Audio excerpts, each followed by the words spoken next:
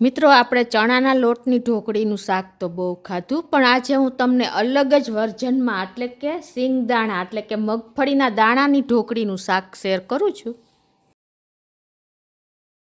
Hello friends, super magic રસોઈમાં મિત્રો હું આપનું સ્વાગત કરું છું. આજે હું આપણે ઉનાળાની સિઝનનું મગફળીના દાણાનું એટલે કે સિંગદાણાની ઢોકળીનું શાક તમારી સાથે શેર કરું છું. તો ગમે તો લાઈક કરજો, શેર કરજો અને નવા મિત્રો સબસ્ક્રાઈબ કરવાનું તો બિલકુલ ના ભૂલતા. બાજુમાં રહેલ બેલ આઇકનને પણ પ્રેસ કરજો, જેથી કરીને લેટેસ્ટ વિડીયોની માહિતી તો મળતી જ રહે, પણ હાઈપ બટનને પણ પ્રેસ કરજો એટલે અમુક પોઈન્ટ્સ મળતા રહે. તો ઇન્ગ્રેડિયન્ટમાં મેં આપણે સિંગદાણા લીધા છે 1 કપ, એક મીડિયમ સાઇઝનો કાંદો છે, 2 થી 2.5 જેવા ટમેટા લીધા છે મોટી સાઇઝના, પછી 2 થી 3 મરચાં લેશું, 1 ઇંચ આદુનો ટુકડો છે, ચણાનો લોટ છે, તેલ છે, મીઠું છે અને રૂટીન મસાલા લેશું. તો બનાવવાનું ચાલુ કરીએ. તો મિત્રો આપણે ચણાના લોટની ઢોકળી તો બહુ ખાધી, પણ એક હેલ્ધી વર્ઝન આજે હું તમારી સાથે શેર કરું છું કે આપણે સિંગદાણાનું આપણે ક્યારેય શાક નથી બનાવતા, પણ ઉનાળાની સિઝનમાં જો શાક ના હોય અને તમને આ ઓપ્શન મળી રહે ને તો એકદમ હેલ્ધી અને ટેસ્ટી શાક તૈયાર થશે. તો એક મેં મીડિયમ સાઇઝનું બટેટું લીધું છે. તો પહેલાં તો આપણા બટેટાને પીલ કરી અને મીડિયમ સાઇઝના પીસ કરી લેશું. પીલ કર્યા પછી આપણે એના મીડિયમ સાઇઝના એવા પીસ કરી લેશું. આ જેને ઢોકળી ચણાને ઢોકળી નથી ભાવતી ને એના માટે બેસ્ટ ઓપ્શન છે, અને ઉનાળામાં આપણને શાક નથી મળતા ત્યારે આપણે સિંગદાણા તો ઘરમાં અવેલેબલ જ હોય છે. તો તમે આ એક અલગ જ શાકની રેસીપી મળી રહેશે. તો હવે આપણે આ જે સિંગદાણા લીધા છે એને કુકરમાં નાખી દેશું, અને બટેટા જે આપણે પીસ કર્યા છે એને પણ નાખી દેશું, અને એક કાંદો નાખી દેશું, 2 તીખા મરચાં નાખી દેશું, અને 3 ટમેટાના મીડિયમ સાઇઝના મેં કટકા કરી લીધા છે એ મૂકી દેશું, અને આપણે 1 ગ્લાસ જેવું પાણી નાખી દેશું.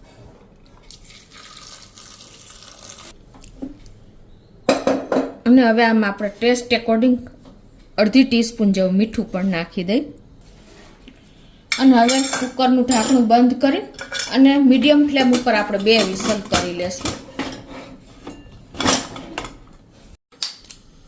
તો 2 વિસલ થઈ ગઈ છે અને પ્રેશર પણ રિલીઝ થઈ ગયું છે. આપણે કુકરને ખોલી અને એમાંથી આપણે જે બટેટાની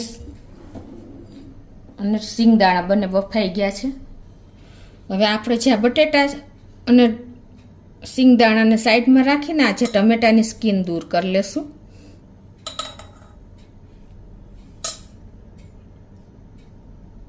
અને હવે જે આ કાંદો છે, ટમેટા છે એને આપણે અલગ લઈ લેશું.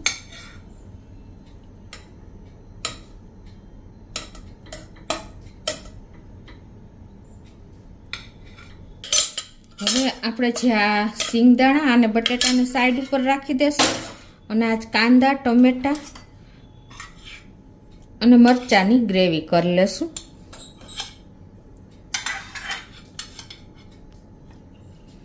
આની આપણે ગ્રેવી કરી લેશું.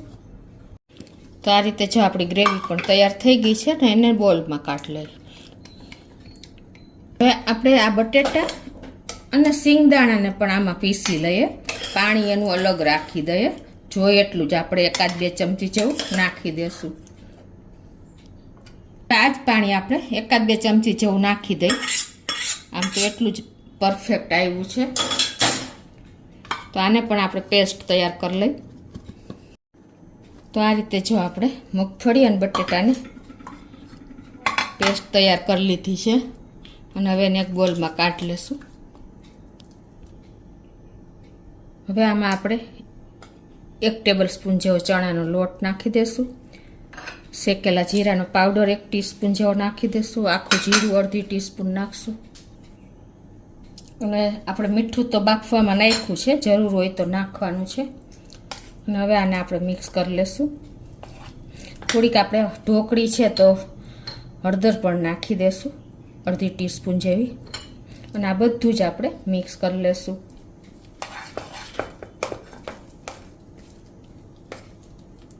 અને હવે આને આપણે સાઈડ ઉપર રાખી દઈશું. ગેસ ઓન કરીને અને એક પેનમાં આપણે 2 ટેબલ સ્પૂન જેવું તેલ મૂકી દઈ. તો આપણું તેલ પણ ગરમ થઈ ગયું છે. ગેસની ફ્લેમ મીડિયમ છે. અડધી ટીસ્પૂન આખું જીરું, 1/4 ટીસ્પૂન રાઈ અને 1/4 ટીસ્પૂન હિંગ અને 2 સૂકા લાલ મરચાં નાખી દેશું અને 1/4 ટીસ્પૂન હળદર નાખી દેશું. તો આપણો મસાલો પણ ક્રોકલ થઈ ગયો છે. તો આપણે આ જે કાંદા અને ટમેટાની પેસ્ટ કરી એ નાખી દઈ.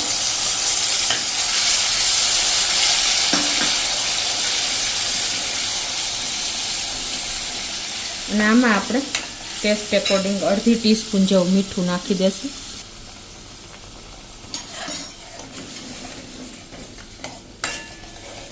અને હવે આને આપણે મસાલા પણ કરી લઈએ. તો 1 ટીસ્પૂન જેવું કાશ્મીરી લાલ મરચું પાવડર, તમે તીખું ખાતા હો તો રેશમ પટ્ટો નાખી શકો છો. અને અડધી ટીસ્પૂન જેવું જીરું પાવડર નાખી દેશું, ધાણા જીરું.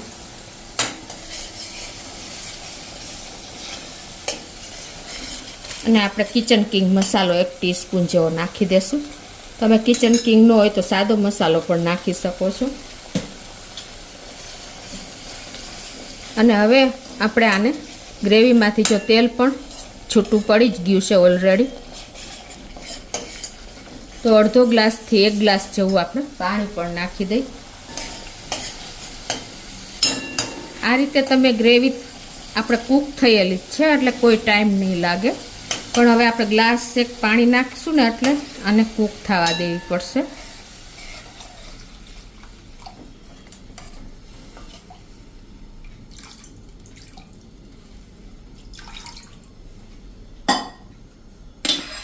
આપણે 1 થી 2 લીલા મરચાં અને 1 ઇંચ આદુ ટુકડાની મેં પેસ્ટ કરી છે, એને પણ હવે આપણે આમાં જ નાખી દઈશું. તમે તેલમાં નાખો તો પણ ચાલે.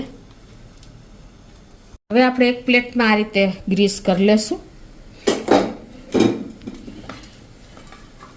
અને આપણે જે ઢોકળીનું બેટર તૈયાર કર્યું છે ને એ આમાં નાખી દેશું. તમે ડાયરેક્ટ પણ નાખી શકો, પણ આ રીતે તમે બટર પેપર રાખીને અને નાખશો ને તો ઇઝીલી અનમોલ્ડ થઈ જશે, કોઈ પ્રોબ્લેમ નહીં આવે.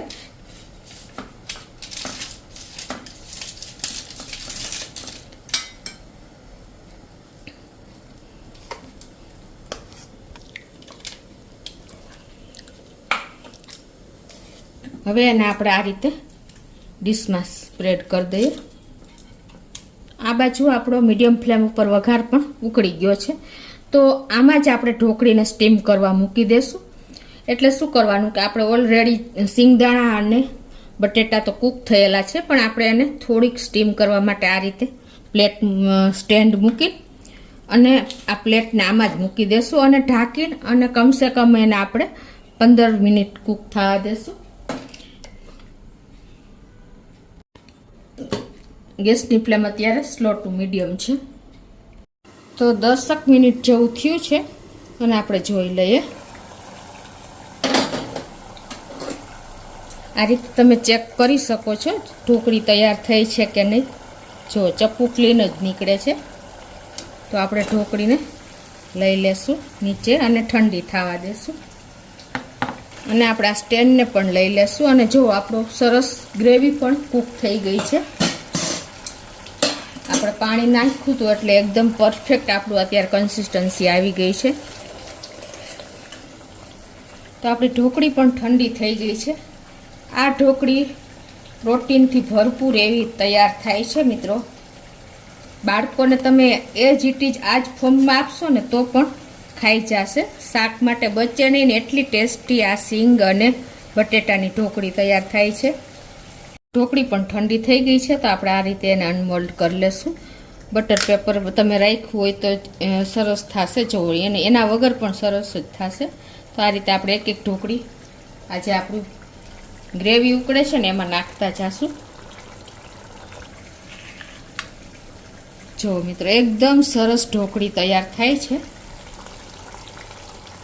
આ રીતે જો આપણે એકદમ સરસ ટેસ્ટી એવું પંજાબી શાક ઢોકળીનું આપણે સિંગની એટલે કે મગફળીના દાણા અને બટેટાની ઢોકળી તૈયાર થઈ ગઈ છે. તમે તમારા ટેસ્ટ એકોર્ડિંગ જો મોડું ખાવું હોય તો આથી થોડીક વધારે ગ્રેવી રાખવાની. જો કે આ ઢોકળી સોસ છે નહીં બહુ, આપણે સિંગ દાણાની છે એટલે. અને હવે ઉપરથી આપણે થોડી એવી ધાણા ભાજી પણ નાખી દઈએ. તો જુઓ સાઈડમાંથી તેલ પણ છૂટું પડી ગયું છે અને આપણું પરફેક્ટ ગ્રેવી અને ઢોકળી બંને સરસ એકદમ મેચ થઈ ગયું છે. તો મિત્રો આ રીતે તમે ચણાના લોટની ઢોકળીને બદલે તમે મગફળીના દાણામાંથી ઢોકળી બનાવશો ને તો તમે એમને પણ ખાઈ શકશો. અને શાકની તો વાત જ ન પૂછો, એટલું ટેસ્ટી ચટાકેદાર. જો આપણું શાક રેડી થયું છે મિત્રો, ખાતા પણ નહીં ધરાવ. અને એક અલગ જ વર્ઝન આપણે તૈયાર કર્યું છે કે સિંગદાણાની ઢોકળીનું શાક. આપણે પંજાબી શાકને પણ ટક્કર મારે ને એવું તૈયાર થયું છે મિત્રો. તો ચોક્કસ તમે એક વખત આ રીતે ટ્રાય કરજો. અને જો કદાચ તમને ઢોકળીમાં બાઇન્ડિંગ ન આવે ને તો ચણાનો લોટ વધારે એડ કરવાનો, એટલે એકદમ સરસ ઢોકળી તૈયાર થઈ જશે મિત્રો. ગમે તો લાઈક કરજો, શેર કરજો અને નવા મિત્રો સબસ્ક્રાઈબ કરવાનું તો બિલકુલ ના ભૂલતા.